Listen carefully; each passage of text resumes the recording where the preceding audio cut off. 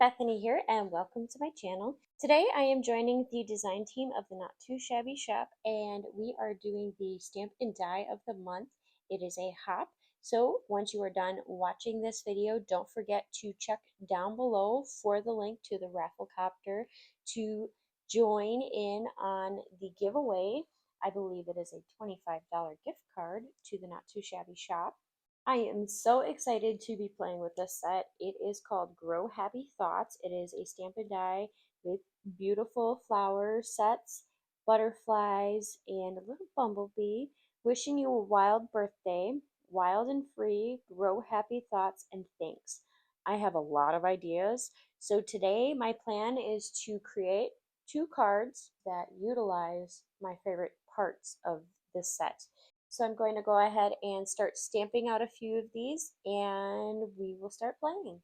Now that I have die cut and stamped these out, I'm going to go ahead and do a speed through of the coloring of them, starting with these pretty wildflowers that I'm going to turn into yellow wildflowers.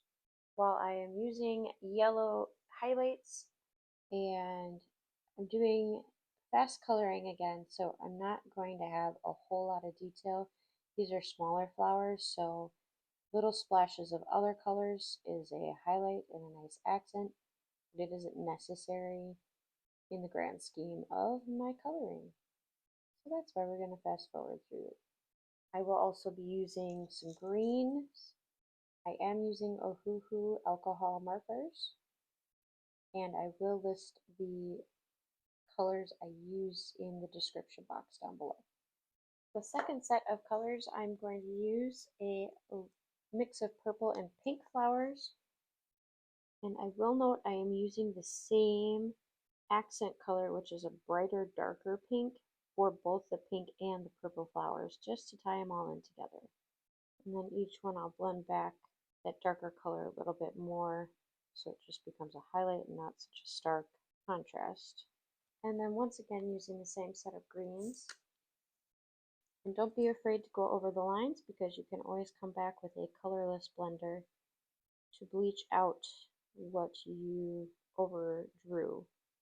Next is the butterflies, and I'm just going to pick a darker purple mixed with a yellow for the tips. Since they are tiny, I'm just starting in the middle and then adding that yellow from the first set of flowers right to the edges, keeping it simple with just the 2 colors.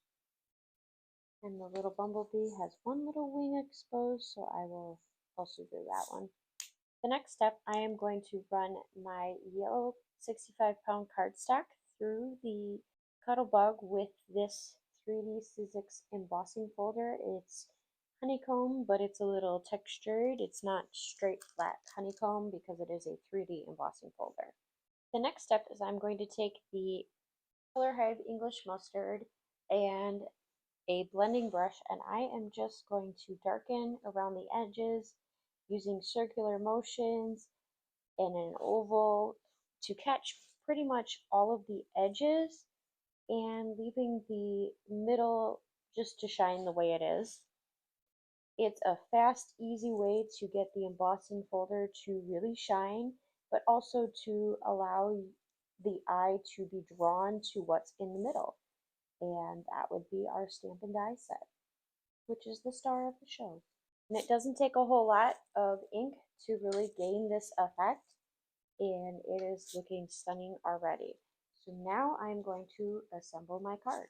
Starting out with some Barely Art Glue, I'm going to put a generous layer on the back of that 3D embossing folder. You want to get a lot of glue in between those bits because it is 3D, so not all the layers are exactly the same. So you might have a harder time getting all the parts to adhere. And that's why I say for something like this, less is more. I am using a 110-pound cardstock from Neenah. It is the Neenah White. Got it from Sam's Club if you're looking for a bargain. And now I am going to go ahead and set that aside under an acrylic block to let that dry. Now that it is dry, I am going to use foam tape and I'm going to pop up the flowers right there in the middle of my focal point that I've created with the ink blending. And I'm going to put it a little bit above center just so I have some space for my thinks. And then I'm going to use very tiny pieces of foam tape for the thinks. And I'm going to tuck the thinks right over the edge of the base of the flowers stems. I would not suggest trying to mail a card like this because the 3D embossing folder combined with the foam tape of these accents would probably make it a little too thick. And then for the bee and its little tail of flying, I am just going to use glue because foam tape I feel would be easily knocked off. So I am just going to have the bee directly on that embossed paper. Again, with a generous amount of glue because I don't know where it's going to hit and where it's not going to hit.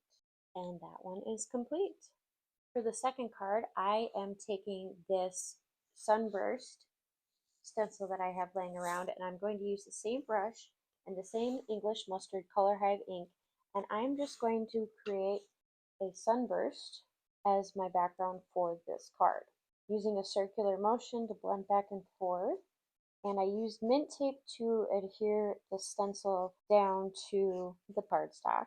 And I'm going to put a more intense, darker layer closer to the sunspot and a little less color towards the edge of the rays, a little less intense on that side. And then going back and blending in just a few more times using that circular motion. So as I come out of the sunburst, I'm using less ink. And that should do it. Now I'm going to go ahead and assemble the second one. And I'm going to keep this one flat in dimension versus the other one, which was a little more 3D, and putting it on my card base and using that same concept of having the flowers just above center so I have enough space focally to put my little saying here, and the wishing you a wild birthday will go right underneath. This time I'm not going to cover up any of the stems. I'm just going to give enough space so you can read it. And then I'm going to add my two little butterflies flying right above the wildflowers. And just using Barely Art Glue for all of these pieces. And there is the second card. Super fast, easy, and fun. Out of these two cards, let me know in the comments down below which of these you like. I really honestly can't pick. They both tie into each other very well. They're very similar to each other, yet very distinctly different in their styling. Thank you for joining along in the hop. Don't forget to check down below. I will have the supply list as well as links for anything I used today. And don't forget to use my link to check out in the Not Too Shabby shop.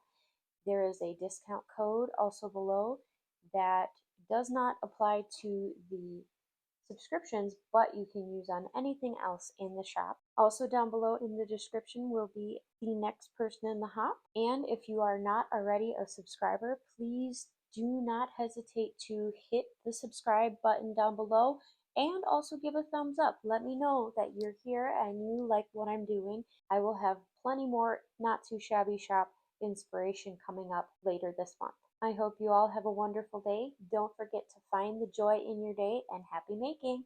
Bye!